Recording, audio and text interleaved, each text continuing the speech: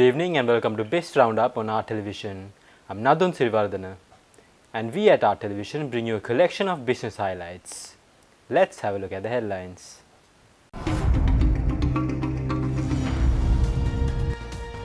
Anura Kumara Disanayake becomes the 9th executive president of Sri Lanka. Outgoing president and many international leaders extend well wishes to the newly elected president. Export Development Board shares knowledge about EU regulations. News in detail. The Election Commission officially announced the winner of last Saturday's presidential election at the Election Commission premises in Colombo earlier this week. The Election Commission officially announced Anura Kumara Disanayake as the 9th executive president of the Democratic Socialist Republic of Sri Lanka. In the first round of counting for Sri Lanka's 2024 presidential elections, Anura Kumara Disanayake emerged as the front-runner, sweeping 15 out of the 22 districts. Disanayake secured victories in key districts including Anuradhapura, Polonnaruwa, Kurunegala, Puttalam, Gampaha, Kegol, Kandy, Matale, Colombo, Ratnapura, Kalutara, Galle, Matara, Hambantota and Monragala. Meanwhile, Sajith Premadasa claimed Nuwara, Badulla, Digamadulla, Badiklu, Trincomalee, Vanni and Jaffna districts. Disanayake's performance was particularly significant as he won 15 out of the 16 districts that Gotabaya Rajapaksa claimed in 2019, demonstrating a major shift in voter sentiment. The counting of second preferential votes further solidified his victory, bringing the cumulative figure to 5,704,179. The swearing-in ceremony of the incumbent president Anura Kumara Disanayake took place while Chief Justice Jayantha Jayasuriya administering the oath of office at the Presidential Secretariat in Colombo. Disanayake's victory follows a historic runoff election, making him the first president in Sri Lankan history to be elected under such circumstances. The 56-year-old leader of the National People's Power, popularly known as AKD, secured this victory after a second round of counting, defeating Sajith Premadasa of the Samagi Jana Balawegaya. Disanayake, who hails from rural Tamuttegama in the north-central province, has been a long-standing advocate for anti-corruption and political reform. His leadership has brought the Janatha Vimukti Peramuna from the margins to the forefront of Sri Lanka's political landscape, reflecting the people's desire for change and new political vision. Speaking at the swearing-in ceremony, President-elect Anura Kumara Disanayake said that his government will take necessary measures to gain international support despite various power rivalries. President-elect Disanayake further urged the industrialists and entrepreneurs to make a strong commitment in developing the country. මා මේ රටේ පුදුණු සාමාන්‍ය පුරවැසියෙක් හැකියාවන් තිබෙනව නොහැකියාවන් තිබෙනව දන්න දේවල් තිබෙනව නොදන්න දේවල් තිබෙනව හැබැයි මගේ ප්‍රමුඛතම කාර්යය හැකියාවන් උරාගෙන දන්න දේ එක්ස්ප්‍රෙස් කරගෙන වඩාත් හොඳ තීන්දුව తీරන අරගෙන මේ රට මෙහෙවීමයි ඒ නිසා ඒ සාමික මෙදියත් තීමේ පංගුකරුවෙක් කොටස්කරුවෙක් බවට පත්වීම තමයි මගේ වගකීම ඒ වෙනුවෙන් සාමික මෙදියත් තීමේ කොටස්කරුවෙක් බවට මා පත් වෙනවා ඒ වගේම මේ අරුබුදේ නිමා කිරීමේදී පොදු පුරවැසියන්ට සියලු ශේෂ්ත්‍රවල රැටි සාල වගකීමක් තිබෙනවා මා හැම දිනකම සහාය අපේක්ෂා කරන ඒ වගකීම ඉටු කිරීම වෙනුවෙන් විශේෂයෙන්ම අපි දන්නවා අපේ රට ජාත්‍යන්තරමය සහාය අවශ්‍යයි ඒ නිසා ලෝකේ කවර බල බෙදීම් තිබුණත් අපිට වඩාත් වාසි සහගත ලෙස ඒ රාජ්‍යයන් එක කටයුතු කිරීම අපේ අපේක්ෂාවක් තිබෙනවා අපි ලෝකෙන් හුදකලා බවට පත් යුතු රාජ්‍යයක් නෙවෙයි ලෝකයේත් එක්ක සාමූහික ඒකබ්බත ඉදිරියට යා යුතු රාජ්‍යයක් ඒ පිළිබඳ අවශ්‍ය තීන්දුව తీරන ගන්න අපි කිසිසේත්ම පැකිලෙන්නේ නැහැ ඒ වගේම අපේ රට ගොඩනැගීමේදී කර්මාන්තකරුවන්ට ව්‍යවසායකයන්ට විශාල කාර්යභාරයක් තිබෙනවා ඒ නිසා ඔවුන් වඩාත් ශක්තිමත්ව අපේ රට ගොඩනැගීම සඳහා රජයේ ක්‍රියාවලියට සහාය දෙයි උදව් කරයි කියන විශාල බලාපොරොත්තුවක් අපිට තිබෙනවා World leaders have continued to extend their congratulations to newly elected President Anura Kumara Disanayake on his election as President of the Democratic Socialist Republic of Sri Lanka. The United States says it stands ready to work with newly elected President of Sri Lanka on shared priorities. The US Ambassador to Sri Lanka, Julie Chang, congratulated new President Anura Kumara Disanayake on his victory in Sri Lanka's presidential election. Ambassador Julie also added that she congratulated the Sri Lankan people for peacefully exercising their democratic rights, and the United States always value the strong US-Sri Lanka partnership and stand ready to work together on shared priorities. In a personal note online, the Indian Prime Minister Narendra Modi said he looks forward to working closely with Dissanayake to further strengthen the multifaceted cooperation for the benefit of the people of both countries and the entire region. Indian Prime Minister Modi congratulated President Dissanayake, saying Sri Lanka holds a special place in India's neighbourhood first policy and Vision Sagar. Meanwhile, Indian High Commissioner to Sri Lanka, Santosh Jha, yesterday met with the newly elected president and conveyed congratulations on behalf of India's leadership. During the meeting, Indian envoy Jha extended India's well wishes for Disanayake's victory and affirmed the country's commitment to strengthening bilateral relations. Meanwhile, issuing a statement, Ambassador of Japan to Sri Lanka, Mitsukeshi Hideaki, extended his heartfelt congratulations on behalf of the people of Japan to the President-elect of the Democratic Socialist Republic of Sri Lanka. The statement says that the victory marks a significant moment in Sri Lanka's journey as the country continues to recover from its economic challenges. The ambassador also adds that he sincerely wished the president great success in his endeavour to lead the country and to achieve sound and sustainable development while further enhancing collaboration with the international community. Meanwhile, another diplomat known by Sri Lankans for a long time, former politician Eric Solheim, also congratulates President Dissanayake and says that the result is a testimony to the pain underprivileged Sri Lankans have felt during the economic crisis. The weakness of the election winner is that his coalition has very little experience running a complicated state like Sri Lanka. They will also struggle to implement their many promises in a most challenging economic environment. They may struggle to achieve majority in the parliament. With a warning to many foreign capitals, Mr. Solheim assures that they will all reciprocate and help him become a successful leader.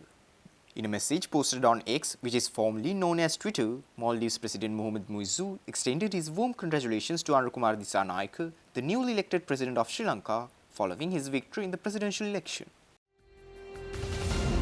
Stay tuned, we will return after this commercial break.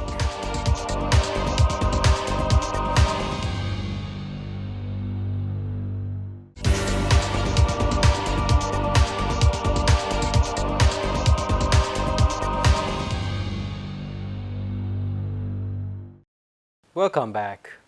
Outgoing President Ranil Wickremesinghe, in a video message to the media, said that he respected the people's mandate and he sends his wishes to the newly elected president by the people. In the video message, former President Wickremesinghe highlighted that inflation was risen up to 70%, was brought down to 0.5%, and the foreign reserves, which was at $20 million to the mark of $5.7 billion. මීට අවුරුදු දෙකකට කලින් බංකොලොත් වෙලා ආර්ථික අගාධයකට ඇද වැටී තිබින ඉතාමත් අර්බුදකාරී වාතාවරණයකදී මම මේ රට බාරගත්තා. ඒ අභියෝගයට මුහුණ දීමට තරම් ආත්ම ශක්තියක් බොහෝ දෙනෙකුට නොතිබුණු අවස්ථාවක තමයි මම මේ වගකීම බාරගත්තේ. ඉතිහාසයේ විතින් මට ලබා දුන්නේ වගකීම මම සාර්ථකව ඉෂ්ට කරා. වසර දෙකක් වැනි කෙටි කාලයකදී මේ රට බංකොලොත්භාවයෙන් මුදවා ගන්න මට හැකියාව ලැබුණා. මගේ දේශපාලන ජීවිතේ මගේ රට වෙනුවෙන් කරන්නට ලැබුණු වටිනාම කාර්යභාරය එය කියලයි මම විශ්වාස කරන්නේ. මම රට බාර ගන්න අවස්ථාවේදී 70%ක් පැවති උද්දමනය 0.5ක් දක්වා අඩු කිරීමට මට හැකියාවක් ලැබුණා. ඇමරිකානු ඩොලර් මිලියන 20ක පැවති මේ රටේ විදේශ සංචතිය ඇමරිකන් ඩොලර් බිලියන 5.7 දක්වා ඉහළ දැමීමට මට හැකියාව ලැබුණා. Outgoing President Wickremesinghe also acknowledged that despite the challenges the country was facing, he was able to strengthen the rupee satisfactorily and the economic growth, which was at -7.3, was brought to 2.3%. ඒ වගේම ඩොලරයට සාපේක්ෂව 380ක පැවති රුපියලේ අගය රුපියල් 300ක් දක්වා පහත හෙළමින් ශක්තිමත් ස්ථාවර අගයකට ගෙනීමට මට හැකි වුණා. එසේම ඍණ 7.3ක් පැවති ආර්ථික වර්ධනය ධන 2.3ක් දක්වා ඉහළ නැංවීමට මම කටයුතු කරා. ඒ ගැන මම සතුටු වෙනවා. මගේ ඓතිහාසික දේශපාලනික කාර්යභාරය ගැන මේ රටේ අනාගත පරපුර නිසි ලෙස තක්සේරුවක් ලබා දෙයි කියලා මම විශ්වාස කරනවා. මේ රටේ පාලකයා වශයෙන් ඉතිහාසයේ මට හිමි තැන තීරණ වෙනුවේ අද නොව අනාගතයේ බව මා දන්නවා. මම නිවැරදි මාර්ගයේ ගිහින් ජනතාවගේ දුක් ගින්දර සෑහෙන දුරකට නිවා දැමුවා. නව ජනාධිපතිතුමත් ඔහුට ලැබුණු ජනවර්ම ප්‍රකාරව නිවැරදි මාර්ගය තෝරාගෙන ජනදුක නිවා දමයි කියලා මම බලාපොරොත්තු වෙනවා. The The Export Development Board and KPMG Sri Lanka jointly organised a significant knowledge-sharing session on the European Union's environmental, social and governance regulations recently. The session took place at the Postgraduate Institute of Management with around 200 export companies in attendance. The EU's new ESG regulations are set to impact the Sri Lankan export sector profoundly, particularly as global trade increasingly factors in sustainability concerns. EDB Chairman and CEO Dr. Kinsley Bernard emphasized the importance of integrating ESG standards into the export sector to stay competitive on the global stage. With the EU being Sri Lanka's second largest export market, compliance with these new ESG standards is crucial for businesses to remain competitive. The session provided participants with valuable guidance on practical steps to adapt, ensuring sustainability and future growth in the export sector. Stay tuned, we will return after this commercial break.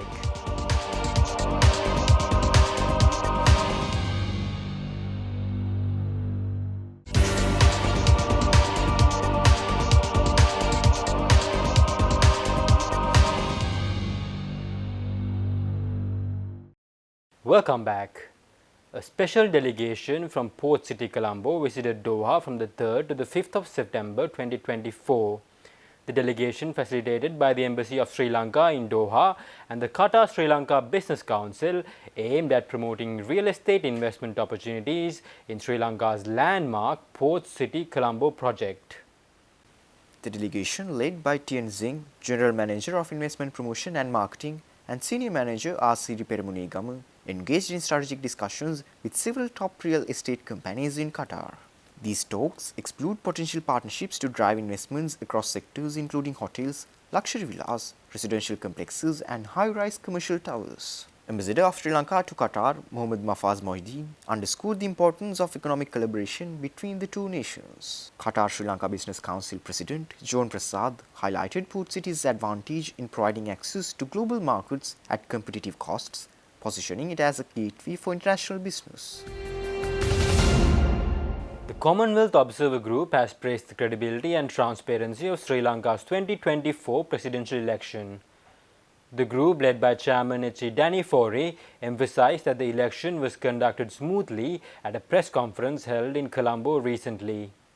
The introduction of tactile frame for the visually impaired voters' use of sign language at polling stations and the provision of identification cards for persons with disabilities. Sri Lanka has also strengthened its legislative framework with the introduction of the Regulation of Election Expenditure Act number 3 of 2023.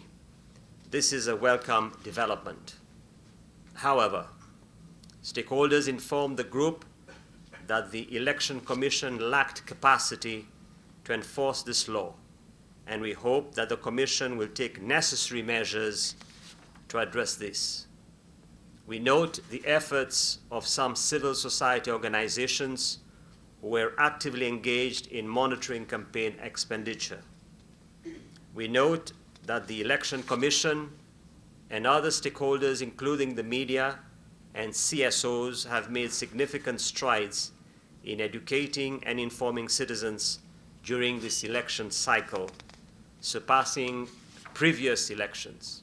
However, we have noted that there is a need for greater voter education, including dedicated educational programs demonstrating the preferential voting system, which led to confusion about how the system works and how voters cast their ballots in order of preference.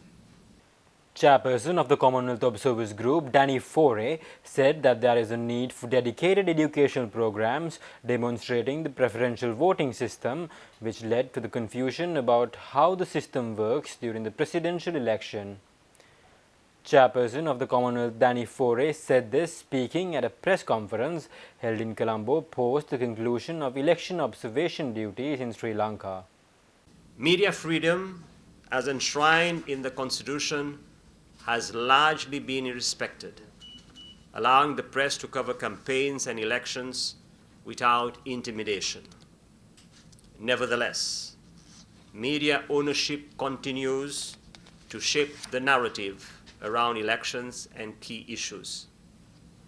To address this, we recommend the strengthening and enforcement of the media code of conduct, especially in regards to the provision of equitable airtime for all candidates. As with recent elections, political parties and candidates continue to use social media for their campaigns. However, there were concerns about electoral violations on social media, including misinformation and disinformation. We welcome the Election Commission's partnership with CSOs in addressing some of these concerns. We call on social media companies to work with the Election Commission and the relevant stakeholders to address these issues. With that, we wind up for today. For this and more, subscribe to our channel on YouTube and follow us on Facebook. See you tomorrow with State of Business at 7:45 p.m. Take care and good night.